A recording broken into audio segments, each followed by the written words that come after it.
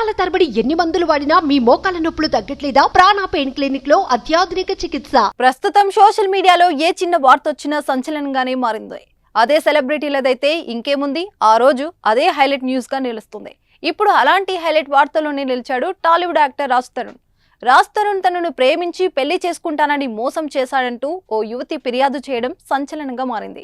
ఇప్పటికీ విజయాలు లేక కెరీర్ లో ఇబ్బంది పడుతున్న రాజ్ తరుణ్ మరో వివాదంలో చిక్కుకున్నారు. పర్సనల్ లైఫ్ లోనూ ఒడిదొడుకులు ఎదుర్కొంటున్నాడు.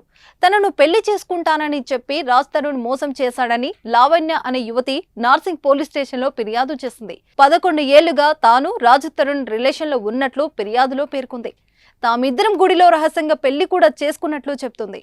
ఓ హీరోయిన్ తో అఫైర్ పెట్టుకొని తనను వదిలేశాడని ఆరోపిస్తుంది.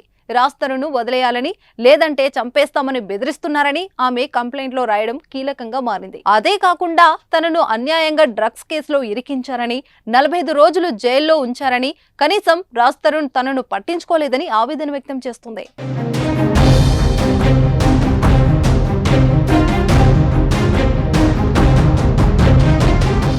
సుమన్ టీవీలో మీ పర్సనల్ అండ్ బిజినెస్ ప్రమోషన్స్ కోసం కింది నెంబర్కి కాంటాక్ట్ చేయండి.